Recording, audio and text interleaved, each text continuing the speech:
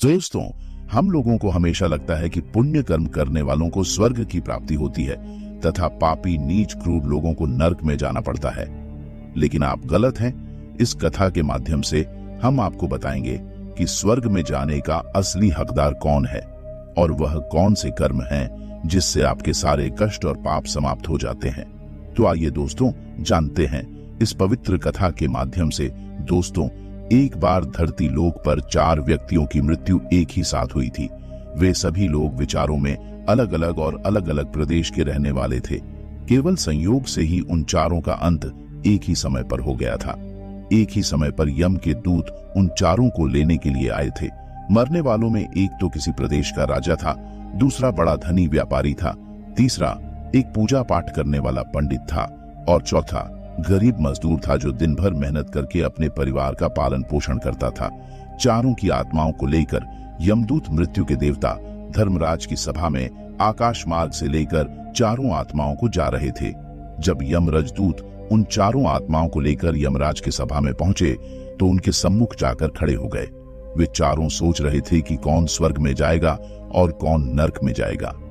यमराज अपने आसन पर विराजमान नहीं हुए थे।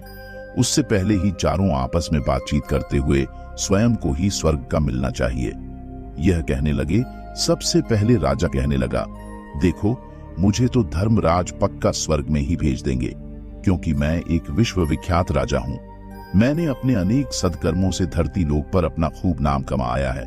चारों तरफ लोग मेरे अच्छे कर्मों की चर्चा करते हैं। कभी भी कोई मेरे द्वार से खाली हाथ नहीं गया। जो भी आया मैंने उसे इतना दिया कि वह जीवन भर मेरा नाम नहीं भूल पाया है। हर तरफ मेरे नाम का यशोगान हो रहा है। मेरे द्वारा लुटाए गए दान से लाखों लोगों को खाने को अन्न मिला और रहने को आसरा मिला। इसलिए मेरे कर्मों को देखते हुए धर्मराज मुझे पक्का ही स्वर्ग में भेजेंगे। दोस्तों, राजा की बात सुनकर वह धनी व्यापारी कहने लगा, हे भाई, मैंने तो पृथ्वी लोक रहकर खूब धन कमाया और उस धन से मैंने लाखों लोगों की सहायता की है। मैंने अपनी कमाई का 11वां हिस्सा सदैव दीन दुखियों की सहायता में उपयोग की है। मेरे शुभ कर्मों को देखते हुए धर्मराज मुझे ही स्वर्ग में भेजेंगे और यह बात मैं पहले से ही जानता हूँ। व्यापारी की बात सुनते ही पंडित जी कहने लगे, अरे भाई, क्यों फिजूल की बातें कर रहे हो। स्वर्ग में जाना कोई आसान काम नहीं है। स्वर्ग में जाने के लिए दान के साथ साथ पूजा पाठ करना पड़ता है। इसलिए स्वर्ग में प्रस्थान तो मैं ही करूंगा, क्योंकि मैंने भगवान का खूब पूजा पाठ किया है। पूरा जीवन मेरा पूजा आराधना में बीता है। मेरे शुभ कर्मों के कारण मेरे लिए ही धर्मराज स्वर्ग का दरवाजा खोलेंगे। यह बात मैं अच्छी तरह से जानता हूँ। जब इस प्रकार तीनों ने अपनी अपनी बातें की और अपने अपने विचार रखे, फिर वह तीनों लोग उस चौथे व्यक्ति मजदूर की ओर की देखते हैं कि अब यह क्या कहता है। क्या इसने भी कोई अच्छा काम किया है या नहीं, या फिर इसका पूरा जीवन मजदूरी करते हुए दूसरों के अधीन रहकर ही बिता है। दूर उन सब की बातों को चुपचाप नीचे नजरें झुकाए खड़ा सुनता रहा और वे तीनों बड़े गर्व से अपनी प्रशंसा में झूठे थे। तभी धर्मराज अपने साथी चित्रगुप्त के साथ दरबार में हाजिर होते हैं। चित्रगुप्त के हाथों में एक मोटी सी किताब थी जिसमें समस्त प्राणियों के कर्मों का लेखा जोखा लिखा था। धर्मराज अपने आसन पर विराजमान होते हैं। उसके बाद चित्रगुप्त ने राजा को अपने पास बुलाया और उससे पूछने लगे कि तुम बताओ, तुम तो धरती पर बड़े ही विख्यात राजा थे। तुमने अपने जीवन में कौन कौन से शुभ कर्म किए हैं तथा कितने लोगों को दुख दिया है, कितने लोगों का भला किया है। मैं अपनी पुस्तक में देखकर यह फैसला करूंगा कि आप स्वर्ग में जाने के अधिकारी हैं या नहीं। तब बड़े गर्व के साथ राजा अपने कर्मों को बताता है। हे भगवान, मैं एक बहुत बड़े राज्य का स्वामी था। मेरा राज्य बड़ा ही समृद्ध और खुशहाल था। मेरे राज्य में दिनहीन गरीब लोग बहुत ही कम थे। सब मेरी छत्र छाया में बड़े आनंद के साथ जीवन यापन कर रहे थे। मैंने अपने राज्य के लोगों को किसी चीज की कमी नहीं होने दी। मेरे यहाँ हर भूखे को भोजन मिलता था। लाखों की धन मोहर उन्हें रोज दान में दी जाती थी। प्रजा के लोग मुझसे बहुत खुश रहते थे। दिन रात में यही मेरे जीवन के अच्छे कर्म हैं। राजा की बात सुनकर चित्रगुप्त ने अपनी पुस्तक उठाई और उसमें देखने लगे। पुस्तक में देखकर उन्होंने राजा को बताया कि तुम जो कह रहे हो वह सर्वथा सत्य है। तुमने अपनी प्रजा को बहुत सुख दिया है, परंतु इसके साथ साथ तुमने बहुत बड़ा अपराध भी किया है। तुमने अपनी राज्य की सीमा को बढ़ाने के लिए जितने युद्ध लड़े हैं, उन युद्धों में हजारों लाखों की संख्या में सैनिकों ने अपनी जान गंवाई है। उन सब की मृत्यु का कारण तुम बने हो।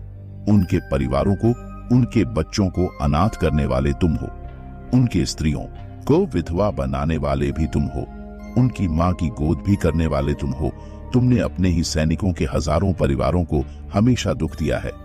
युद्ध लड़कर राज्य बढ़ाने से अच्छा था कि तुम अपने पड़ोसी देशों से मित्रता करके उनके साथ व्यापार बढ़ते। आपका राज्य तब भी समृद्ध और संपन्न रहता। तुमने अपनी प्रजा को नहीं, सैनिकों को सुखी बनाया है, इसलिए तुम स्वर्ग के अधिकारी नहीं हो। यह बात सुनकर राजा चुपचाप पीछे हो गया। उसके बाद चित्रगुप्त ने व्यापारी से पूछा, आपने धरती पर कौन कौन से अच्छे कर्म किए हैं? तब व्यापारी कहता है, हे भगवान, मैंने धरती पर जितना धन कमाया उसका 11वां भाग अच्छे कामों में लगाया। लाखों लोगों को भोजन कराया, कई आश्रमों को दान दिया है, कई बेघर लोगों को अपने धन से भर दिया है, कई शहरों में मंदिरों का निर्माण कराया है, कई जगह पर धर्मशालाएं बनवाई हैं, प्रत्येक तीर्थ में भंडारे करवाए हैं। यही मेरे जीवन के अच्छे कर्म हैं। व्यापारी की बात सुनने के बाद चित्रगुप्त ने अपनी पुस्तक खोली, जिसमें उसके जीवन के सारे अच्छे बुरे कर्म लिखे हुए थे। चित्रगुप्त ने बताया कि देखो, तुम जो कहते हो वह सत्य है। तुमने धरती पर खूब दान धर्म किया है, पर तुम्हारा पाप यह है कि तुमने धरती पर जो दान धर्म किया है वह तुमने उस पैसे से किया है जिसको कमाने के लिए तुमने बहुत झूठ बोला है। तुमने बहुत ठगी की है, कई चीजों में मिलावट करके बेचा है, नकली चीजों को असली के दाम में बेचा है। कितने व्यापारियों को रास्ते से हटाया है। तुम्हारे इन कर्मों से अनजाने में कितने लोग बीमार होकर मार गए हैं, कितनों ने आत्महत्या कर ली, कितनों की मेहनत का पैसा तुम्हारे पास चला आया। उन सब लोगों की बद्दुआ तुम्हारे साथ है। तुमने जो कुछ भी अच्छा काम किया है वह कर्म शून्य हो गया है, इसलिए तुम्हारे पास भी तुम्हारा कोई शुभ कर्म नहीं है। तुम स्वर्ग में जाने के अधिकारी नहीं हो। चित्रगुप्त की बात सुनकर व्यापारी भी बड़ा उदास होकर पीछे हो गया। उसके बाद पंडित जी को आगे बुलाया और पूछने लगे, तुमने अपने जीवन में कौन से अच्छे कर्म किए हैं?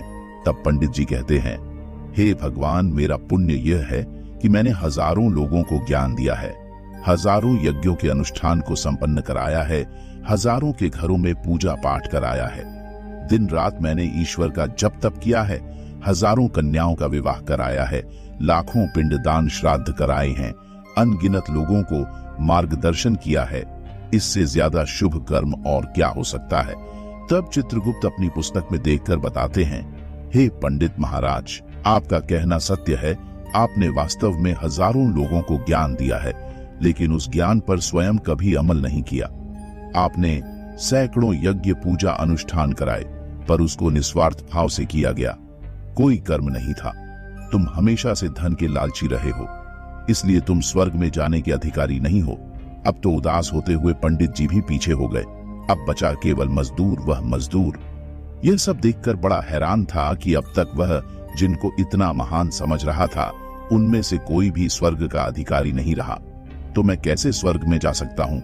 मुझे तो स्वर्ग की कल्पना भी नहीं करनी चाहिए, क्योंकि मैं तो कभी पूजा पाठ जब तब या दान करने के लायक भी नहीं था, तो शुभ कर्म कहां से करता? मैं तो मेहनत मजदूरी करके सारे जीवन अपने परिवार का भरण पोषण करता रहा। वह मजदूर यह सब बातें सोच ही रहा था। इतने में ही चित्रगुप्त ने उसे भी आवा लगा दी और उससे पूछा, किंतु वह मजदूर तो पहले से ही कहने लगा, भगवान, मैंने धरती पर एक गरीब के घर में जन्म लिया था। दान हवन पूजा पाठ करने के मैं लायक ही नहीं था, तो मैं शुभ कर्म कहां से करता? मैं तो अपने परिवार का पालन पोषण बड़ी मुश्किल से कर लेता था। मैं जानता हूं भगवान कि मैं स्वर्ग में जाने का अधिकारी नहीं हूं। मैंने धरती पर भी नर्क भोगा है और आगे भी नर्क में ही जाने की हैसियत है। किंतु हे प्रभु, यहाँ पर भी मेरी एक इच्छा है।